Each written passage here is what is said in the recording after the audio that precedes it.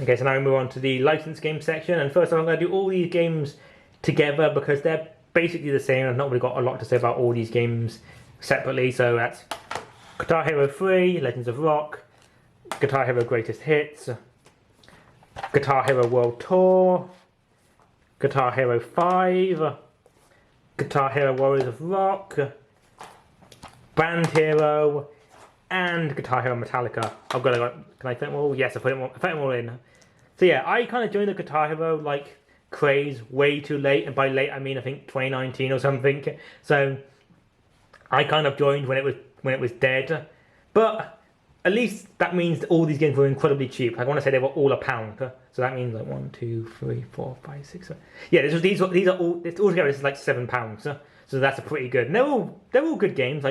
They've all got great songs in them. I'd say if I was to pick my favourite, I would go for Guitar Hero 3. Because I think that's got the best story mode and it's got the best soundtrack. It's got Through the Fires and the Flames, Caught a Personality, some other songs that I can't think of right now. I think it's got Disturbed in there, and that's cool. Yeah, they're just all really fun. I guess I don't recommend you can basically just buy any of them. Just have a look at the soundtrack of each game, see which games have your favorite soundtracks in them, and then just buy those ones. Just buy the ones that you want that has good soundtracks in them, is what I would say. It is just a shame that because I want to say these all came out 1 year after the other, and as mentioned, that basically killed the rhythm game trend. This, along with Rock Band and DJ Hero and things like Rocksmith and all those games, they effectively killed the rhythm game genre for years. And I'd argue only now are rhythm games starting to become popular again. Just they oversaturated the market, and it is a shame because I know they tried to bring Guitar Hero back with that Guitar Hero Live, and I think that was a massive failure because it didn't help that they changed the guitar, and I never bought it. And part of me would like to get it, but I just feel like it's not worth it because you have to get an entirely new guitar, and it's not going to be as fun. But yeah, I still love the Guitar Hero games, but I guess if I was to recommend one, Guitar Hero 3, but again, you can get any of them. I guess Greatest Hits is kind of a better one because it's got a combination of Guitar Hero 1, 2, and 3. But yeah, you can get any of them, and they're all basically fine. Next up, we've got the wrestling section. So this one might take a while. I'll do these all separately because I think I've got stuff to say about all of them. First up, we've got SmackDown vs. Raw 2008, featuring ECW. So this is probably one of the weaker wrestling games. If I'm looking at this objectively, it's not very good. Season mode's kind of bad. Cutscene, the graphics aren't the greatest. Gameplay's a bit awkward in that. Having said that, I love this game for one simple reason, and that is that this game is the one that made me a wrestling fan. Because when we got our PS3, me and my brother, our PS3 for our birthday, well, for Christmas, it came with 4 games. It was Sega Rally, a Tom Clancy game, another game that I cannot think of the name of, and this game. Now, this wasn't the first wrestling game we played. I had SmackDown 2 on the PS1 when I was younger, and we had SmackDown vs. Raw 2007 because I think he had friends who liked wrestling. But it was when we got this game, and then I want to say my brother told me, "Hey, maybe we should actually watch wrestling on the TV," and we decided, and I've genuinely been hooked ever since. So even though this game's not great, I have to appreciate it for the reason of it made me a wrestling fan, and if it wasn't for this game, I would not be as passionate about the sport as I wouldn't be as passionate about wrestling as I am now. So thank you, SmackDown vs. Raw 2008. Thank you. Next up, SmackDown vs. Raw 2009, featuring ECW. Again, similarly to 2008, this one's probably not that good, but again, this was the first new game I bought whilst I was a fan, so this was the first time I had wrestlers in it that I actually recognised. So that was really fun, was getting to find out who was in the game and who wasn't in the game and all that. Yeah, I'll say one great thing about this game was that I think this was the one that introduced Road to WrestleMania. They changed the career mode from the old game and they gave us Road to WrestleMania. And honestly, I like Road to WrestleMania. I feel obviously the career modes in the newer games and the older games are fun and that, and it's nice to be able to be your own character and go through their career and that.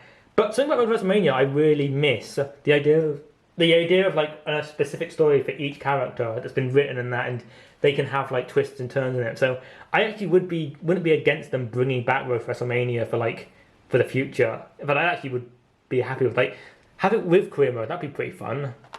Yeah, that's all I've got to say for that one. Right, I've got to take a detour to a spin-off game, WWE Legends of WrestleMania.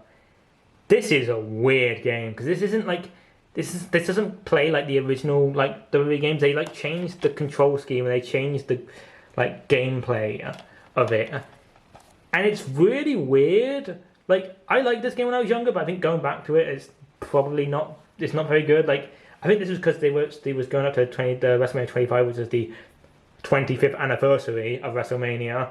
But so they obviously wanted the game to celebrate WrestleMania. But that is pretty cool. Like, this was like the first game to do what basically the modern day showcase modes of like, you know, recreating moments in the games.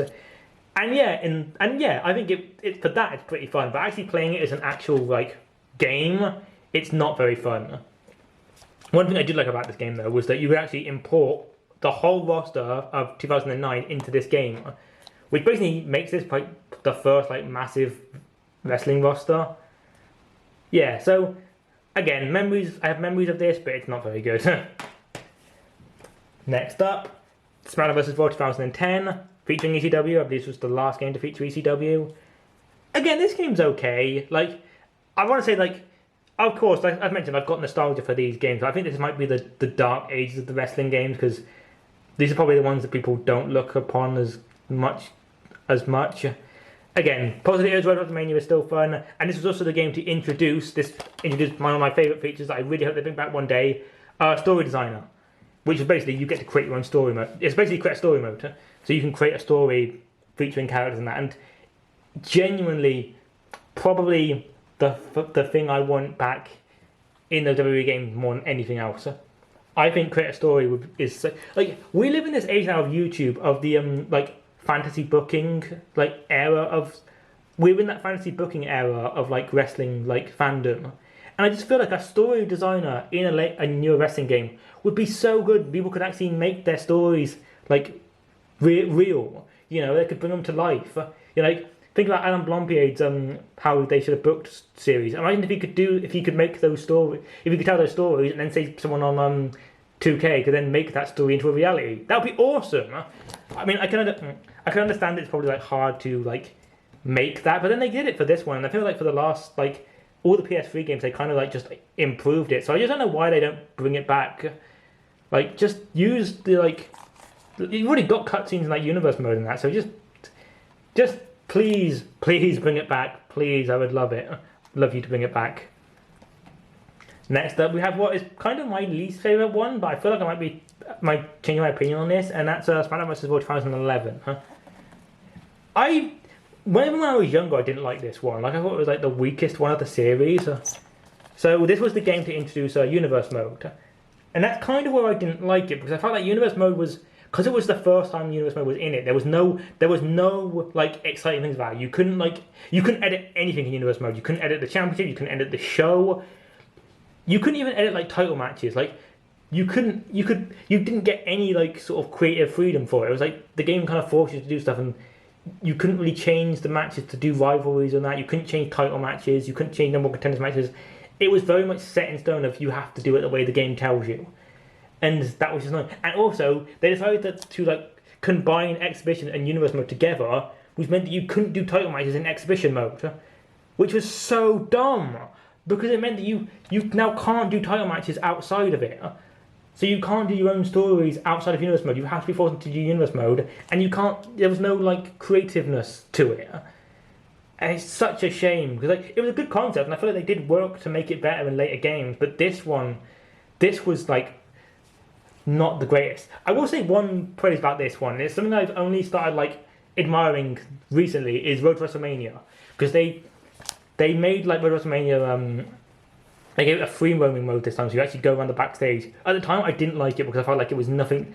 I felt like there was nothing to do, and it wasn't really that exciting. However, watching videos recently, I found out they actually put in way more like little hidden details in this version of Road to WrestleMania than they have in any other game. So it's like, looking back at it now, I still don't really like this game. I still would say this is my least favourite, but I have grown some appreciation to it thanks to the WrestleMania, and I also feel like this was the first one to change sort of the control scheme, and I think that was somewhat for the best. Alright, so that's the end of the SmackDown vs. Raw series, so now we go to the very less creatively named WWE 12. Yep, this was when they basically decided to reboot the whole franchise to get rid of SmackDown vs. Raw and just make it to WWE series. Yeah, I think this one's okay. Again, there's a problem with a lot of these wrestling games that they kind of like blend together. I think this one had a pretty. I'll say this one was like, so this was the last game to feature Road to WrestleMania. I think they actually, going into it, they said that this was going to be the last Road to WrestleMania. So they kind of like connected them this year. So there was 3 stories. There was a villain story, outsider story, and the hero story. Yeah? And they range from quality. Outsider story is awful. Hero story is pretty fun though, because you do like a WCW invasion, and that was pretty fun. And villain story is okay, but like. Yeah, I still think this is a pretty good game, but like as I mentioned, like they're just not. It's just not that unique to any of the others. So yeah. And next up, WWE 13. Oh, this might be my favorite wrestling cover. Is this one? It just looks so cool. But yeah, WWE 13. So this is the one that. So as mentioned, they got rid of What was it? They got rid of a Road to WrestleMania. So they basically changed it with what we now know as Showcase mode. And this one was the Attitude Era mode, where the whole thing was. You go through the Attitude Era, which actually was really cool. It's like, as someone who didn't grow up during the Attitude Era, it was quite nice going through the story mode and seeing like all the things that happened, in the Attitude Era. Obviously, it was done to try and like appeal to the the older wrestling fans who, miss the Attitude Era and keep saying when it brought back. But yeah, I actually did enjoy doing it. However, the biggest issue with this game is probably the most infamous glitch in wrestling games history, and it was something called the 1 count glitch, which was basically the AI would always kick out a 1 unless you beat them, and they would never kick out a 2. It was either they kick out 1 or you win, and that just killed any enjoyment of matches because you want those near falls, and they always kicked out a 1, always, and it was so annoying because you just couldn't have any fun in the matches because you just couldn't have any fun in AI matches because, as mentioned, they would always kick out a 1 or you would just win. There's no 2 falls. There's no 2 counts, and it was just that just killed playing with the AI. And it's such a shame because I think everything else in this game is great, but that one gameplay quirk just ruined it forever. And. Again, what a shame. I feel like that's the thing with WWE games is that they're really fun, but they always have that one gameplay quirk that just ruins it. And that was this. But now we come to my personal favourite game on the PS3. My personal favourite wrestling game on PS3, 2K14. I think this is the one that they got right. Oh yeah, I should mention. This was the last game that THQ made because then they they filed for bankruptcy. So then 2K Sports picked it up, and this is basically. I feel like they didn't really need to do anything with this game because I feel like they just used what THQ had already used. Because like here's the thing, like I think people don't seem to remember is that even though THQ went out of business, they were still being made by the same people because it was Ukes. THQ were not making these games. Ukes, they were publishing them. It was Ukes who were making them. So 2K just got the publishing rights to the games. You could argue that maybe they had a bit more leeway on what they could implement and that, but still, these are still being made by the same guys, which is why this game is basically the same game. But I'd argue it was better. First off, they fixed the 1 count glitch. Now people can actually kick out a 2. They added in superstar heads, which is basically the editing of superstars. It was obviously the early days of that, which was you could only edit specific wrestlers, which was still, I guess you could argue was annoying, but at least it was a start. And obviously then they later improved that for the PS4 games. And the story mode was 30 Days of WrestleMania, which was basically you would just go through the iconic moments from WrestleMania, which was pretty fun.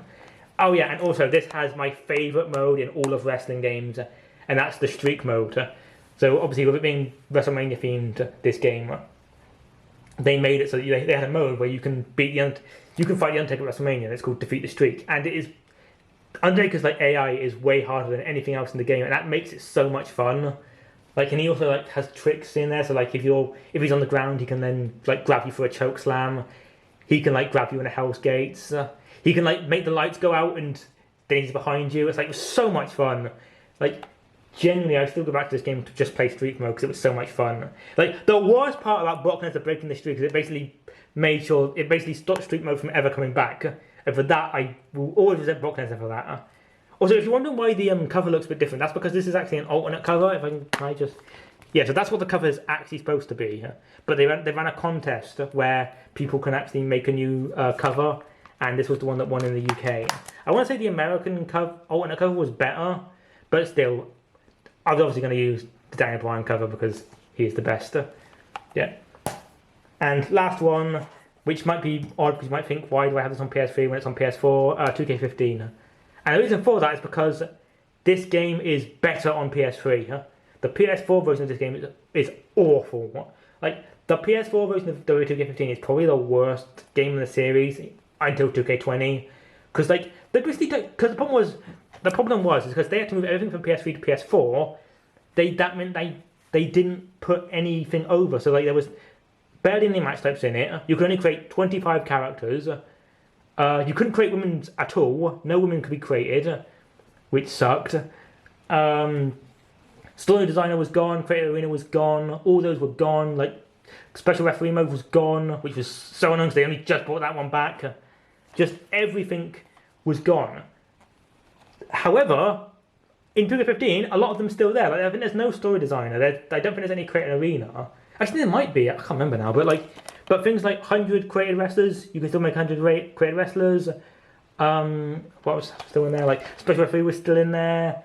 Like, a lot of the stuff that was out of 2K14 was still in this game. Like, all the match types were still in there. So, like, this game was basically had more content in it than 2K14. Like, the only thing this doesn't have in it is career mode. And the career mode in 2K15 is bloody awful because then nothing happens in it. Like, of course, it was the first one, so they didn't know what they were doing. But yeah, if you're gonna get this game, I honestly wouldn't recommend it. But if you're gonna get it, get the PS3 version because it's just better, or 360 version. And the showcase mode for this year, so they actually renamed it to showcase mode this year. This is when it got the showcase branding. It was 2 story modes. It was Triple H versus Shawn Michaels in like 2003 to whenever that was, and CM Punk versus John Cena. And then they also had extra story modes for Randy Orton and Christian, Mark Henry, and the Ultimate Warrior. But yeah, like, what was I going to say? I had something now. What was it?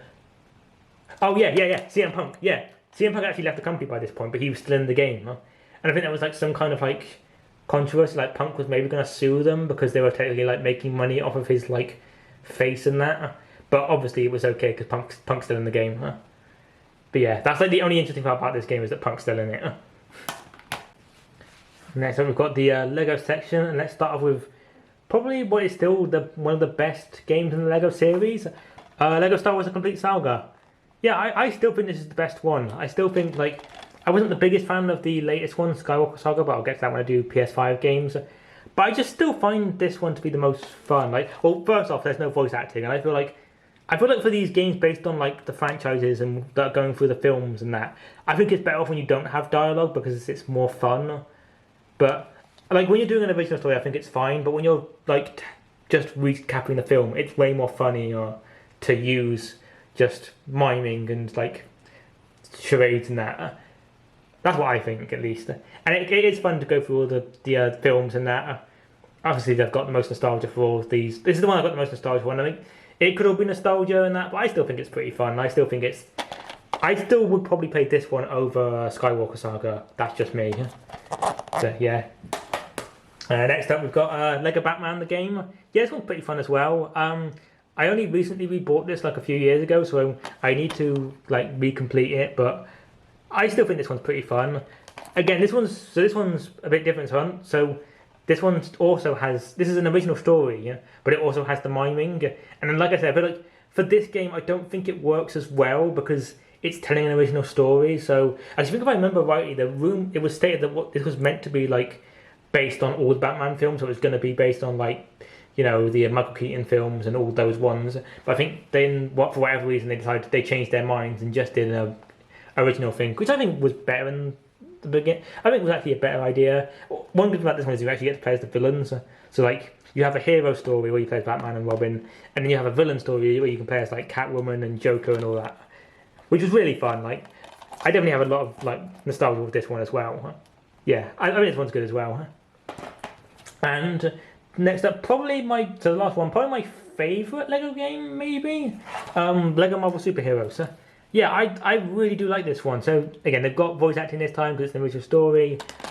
I just find this one to be the most fun. I mean, obviously Marvel fan, so it's got all the favourite characters in it. This was back when they actually were allowed to use X-Men and Fantastic Four, so there's actually all of those characters in it. Was like the sequel, they didn't have them in because that's when Disney were being stingy. Like, this was back when Disney were a lot more like lax about what characters could appear in these games. So you know, you've got Wolverine, you've got Mr. Fantastic, and you've got all those characters. Yeah, I mean, and it's just fun. I just find it really fun with all the characters in that. Yeah, again, there's not really much else to sort of say about these games. Like, that's the other issue with the Lego games, is that once you've kind of played one, I'd argue you've played them all. I guess it's why I was excited for Lego Skywalker Saga, because I thought it was going to be different, but I just found myself just not enjoying it as much. But let's just hope whatever. I mean, apparently from what I can gather, the Lego games were in real trouble, because I think they said they were going to do a Disney game, but that's apparently been shelved, which would be a real shame, because that would have been really fun. But let's hope that whatever is happening with Lego, they can come back from whatever that.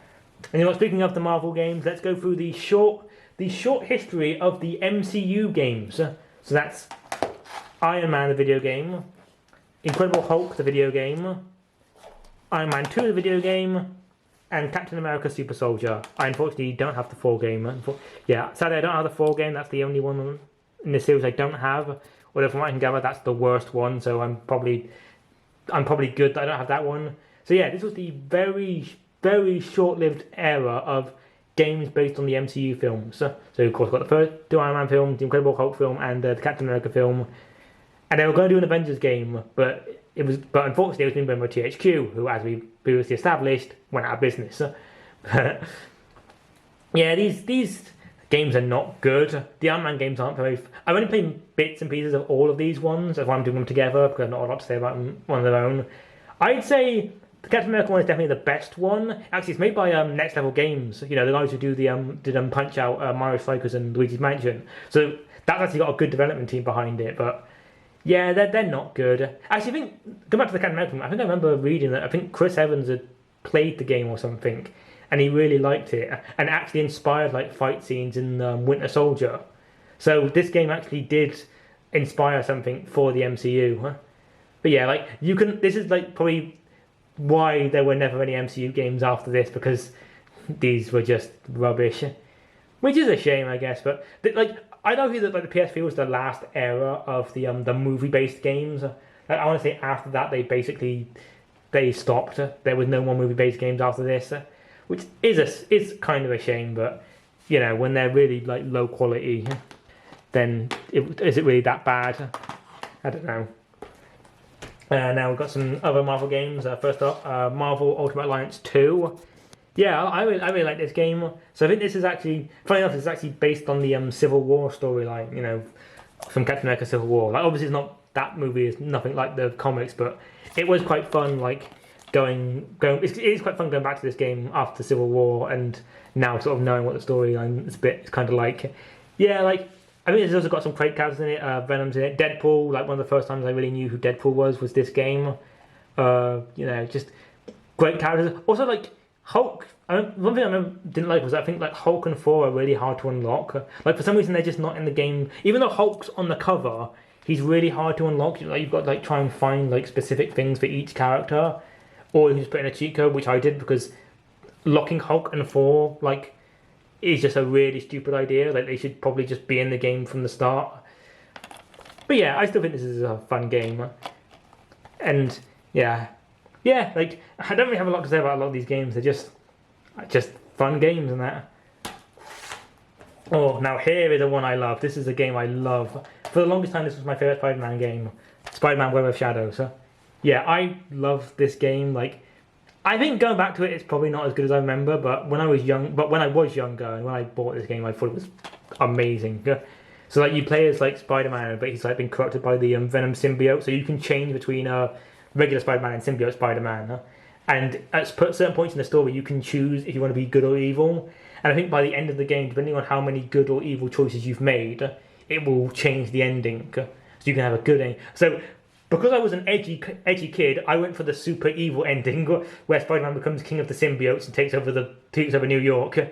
I think if I was to go back to this one, I would want to do the hero ending because I feel like going back. I would always put the evil. Like, I was a big fan of Shadow the Hedgehog. What do you think? Like, of course, I was going to go for the edgy one, but yeah, I think this is pretty fun. Like, I always like the combat and all that. So I'd recommend you giving this game a go. One thing I will say is this has got one of the weakest Spider-Man voice actors. Like, his voice performance is awful. Like, I don't know if it's him or if it was a direction. Like, I found out that apparently he does the voice actors for two of the Koopalings in Mario. So I'm starting to think he was like wildly miscast as Spider-Man. But yeah, like whatever. Steve Bloomer's Wolverine's cool. Actually, I think yeah, okay, that's weird that he's like in that. They got that version of Wolverine because I think he's got the mask on in the game. Oh, I've only just noticed that he's got it's an unmasked Wolverine, but I'm pretty sure in the game he has the mask on. Huh? I don't know, maybe he takes it off at some point, but whatever. I like this game. Huh? Now this will continue with the Disney section because I always like doing that because Disney owns everything now, and we'll start off with I think this will be the first time I've talked about this franchise. Phineas and Ferb Across the Second Dimension. Huh? So what do you say about Phineas and Ferb? Phineas and Ferb was just probably a massive like thing for Disney. Like I'd go as far as say it's still one of their most well-known franchises. Yeah, I'd go as far as say it's still one of their best-known cartoons. And this is obviously based on the TV movie, which is great. And yeah, I like this. I like this game. I remember being super excited for this game because again I was a massive Phineas and Ferb fan. And I think this game's okay. I haven't played it like since I was a child, but I still think it's pretty fun. I'll say one thing that always annoys me. So it says like 4 free Phineas and Ferb episodes. I have no idea, and I still don't know how to unlock those. It claims there are 3 episodes in there, but I never knew how to find them. I never got them, and I don't know how you get them. I don't know if that's just a printing error and there are new episodes, but yeah, like I say, still like this game. I haven't played it for a while, but yeah, I think it was like High Impact Games. They made like the PSP game versions of Ratchet and Clank and Jak and Daxter, so at least that's like a somewhat well-known developer working on the game. Yeah, if you like Phineas and Ferb, I'd recommend it. This is like the only good Phineas and Ferb game that they ever made. Well, actually, there's another Phineas and Ferb game that I think was on Wii U and PS3 and that, but it's really expensive. Like, I don't know why it's so expensive. It must have been like a very late game release, I guess. But yeah, get this one, I think. Next up, another game. This is actually the very first PS3 game I ever got. Simpsons game. So obviously, as I mentioned, we already knew we were getting the PS3 for Christmas, but we didn't open that until we got to my grandma and grandpa's house. When I was at our house, my mum and dad got me this. So like, so it wasn't a surprise we were getting a PS3, but it was a surprise that I got this game. So this is technically the first game I got for the system, and yeah, this is also technically the last Simpsons game because after this we just had Tapped Out and. That game's not good. But yeah, Simpsons game I think is fun. It's got issues in it, you know. Sometimes the game they can be a bit repetitive and that, but I still think this is a pretty fun game, and I would definitely like. It upsets me that they were going to do a sequel to this, but EA said no. What's that? EA did a bad thing? God, next you'll tell me that the sky is blue. Huh? Yeah, but yeah, I still think this is a fun game. I'd recommend you pick it up and that. I just wish we could get another Simpsons game. Please, another Simpsons game, please. Like, even if it's just re-releasing Hit and Run on modern consoles, I'd be happy with that, you know? Just give us something, guys. And last up, for the Disney section, Family Guy Back to the Multiverse. Okay, funny story about this one, actually. I bought this game for my brother for Christmas, and I don't think he ever played it. I think it was because I wanted to feel like because he loved Family Guy at that time, and I thought, I'll be nice, I'll get him the Family Guy game, but he legitimately never played it. I think I played it more than he did, and yeah, I think me and my friends, we used to play this game all the time. We used to play the multiplayer modes all the time, and honestly, not a good game. I feel like playing those multiplayer games like every single time we went round his house and that, or they came on my house and that. Made me really loathe this game because like I started to notice the imperfections in it and how like incredibly like the multiplayer sections especially are so unbalanced that it's just not fun. So like he would always pick he would always pick Death, and Death's like the most highly like powered character in the game, and he would just always win. And yeah, I didn't like it. I didn't play much of the story mode though, but it's just it's just Family Guy. It's Family Guy. What do you expect? Next up, we've got the Dragon Ball Z section. No, don't do separately. So we've got Dragon Ball Z Burst Limit, or technically Budokai 4, I guess, because this is in a Budokai style. This game's okay, but it has that. But it feels like it's a complete downgrade from the previous Budokai games. Like, there's lots of features removed. It only goes up to the Cell Saga. There's no Majin Buu Saga whatsoever, which for the PS3 is just unacceptable. Like, we had the Tenkaichi series at the same time, which is going through GT and the movies and that. And then you get this game, which is like, no, just Cell. It's like, why? You could literally have just gone, why can't you go through GT and movies? They'd all been released by then. It's a fine game, like it looks nice, and there are some good moments in it. The cutscenes are pretty cool. But it's just, it plays, funny enough, it actually plays more like the PSP games, actually. Like, it doesn't play like the regular Budokai, it plays like the PSP stuff, but it's fine, I guess, but I'd much rather play Budokai 3 on that. And speaking of a downgrade from the PS2 games, Raging Blast. So this is basically the HD version of Tenkaichi, but just like Burst Limit, it removes sort of characters. Like, again, Tenkaichi 3 had all the movie characters and it had all the GT characters and all that. And then this one, it's just Majin Buu Saga and some of the movie characters like Broly and Bardock. That's it. And there might be a couple others, and then you had to wait until... Oh yeah, that was the one good thing, was that it had Super Saiyan 3 Broly and Vegeta, which was pretty cool. But apart from that, again, it's still a fine game, but just no. I guess it's like, that's the one worry I have for the new Tenkaichi game, which very funny how in my Wii video I mentioned Tenkaichi and then mentioned how I wanted a new game, and then it got announced before the video got released. That's just very funny. But yeah, my one worry about the Tenkaichi game is I'm worried that it's going to be like, they're not going to put... I think we shouldn't expect like massive character roster in that game. For me, as long as they focus on the super characters and they focus on playing through the super story, I'll be fine. Because like I said, like, we haven't had a game like that that's gone through the story of Super. So if they just do that, I think I would be okay with it. Like if they focus more on using super characters over like the Dragon Ball Z and Dragon Ball GT and movie characters, I think I'd be okay. Like still include them as like bonuses, but focus more on doing super stuff. Yeah, that's basically what I have to say. Next up, coming up to the last few. I guess these are technically like sports. So these are sports games. So first off, we've got 2010 FIFA World Cup South Africa. This is actually my favourite of the World Cup games. I remember a lot of nostalgia playing this when I was younger, and I have a lot of nostalgia of the 2010 World Cup because it's one of the first times I was really into the World Cup. I think this was the World Cup where we got screwed over. The UK got screwed over because we scored that goal and it didn't get given. And I know you kind of changed football forever because I think that's what got people interested in talking about goal line technology and that, which is what's led to VAR and that. So you could argue that this World Cup was very influential to the future of football. But yeah, football game, and that's basically it. It's fun to just go for the World Cup and that, and you can actually edit the World Cup to like put any team you want in, which is always good. Yeah, pretty fun. And next up we've got the London 2012 Olympic Games game. Yeah, none of on it for me, but I remember my brother's friends had this game. I think this actually might be their copy. I think they just left it here, or they just let me have it, I guess. But we just had a lot of fun playing it together, and like my brother and his friends would play it, and I sometimes join in or just watch them. And it's not a very good game, but it can be a fun game to sort of mess about with, is what I would say. Yeah, all right. So now on to the last section, which is basically the other stuff. So like, there's no like connection to this one. There's no theme to this one. It's just anything. So first off, we've got Hatsune Miku Project Diva F Second. So I think I've mentioned in the Switch version, in my Switch game video, that I love the Hatsune Miku. I love Hatsune Miku, and I love the music, and I love all that. So this was actually the very first Hatsune Miku game I bought, and yeah, like for what was like one of the earlier ones, I think it's okay.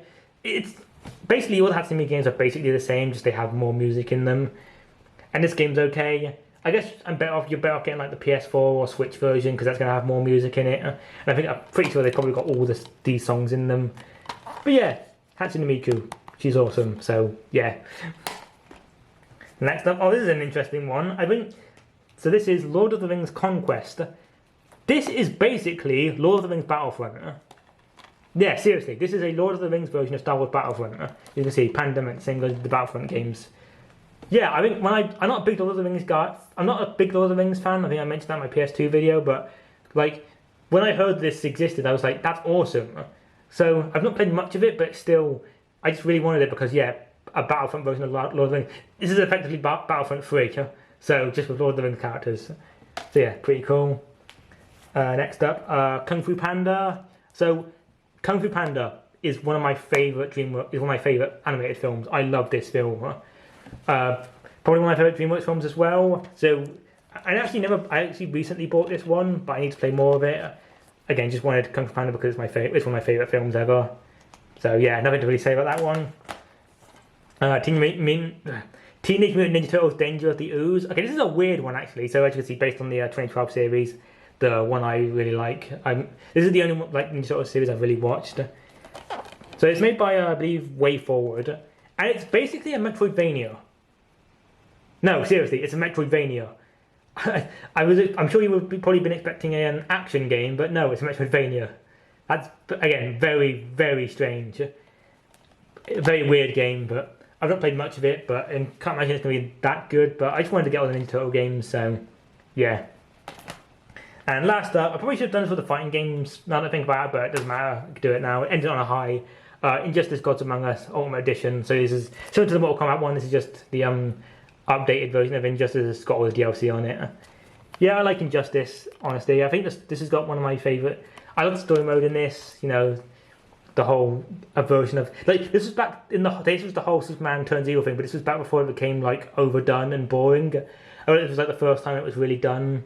Like, and I think it's the best way it's been done. Like, they go to an alternate universe where basically Superman has like gone crazy and is basically like kind of taken over the world in a way. Yeah, I need to watch the Injustice film that came out, but I've heard, in all fairness, I've heard nothing. I've not heard very good things about it, but I still need to watch it. But yeah, so basically it's like Mortal Kombat with DC characters in it, and I prefer the Mortal Kombat style of fighting games. That's probably my favorite version of fighting games. So I love this. I love this game. Yeah, there's not really much else to say. Just really like playing fighting games with DC characters. That's basically it. Alright, so that's basically it. Or at least this probably will be 2 videos, unfortunately. That took longer than I was expecting. And there's actually going to be a 3rd video because I'm going to go through my digital store, my digital games in a separate video. So be on the lookout for that as well. And I will see you next time. Bye.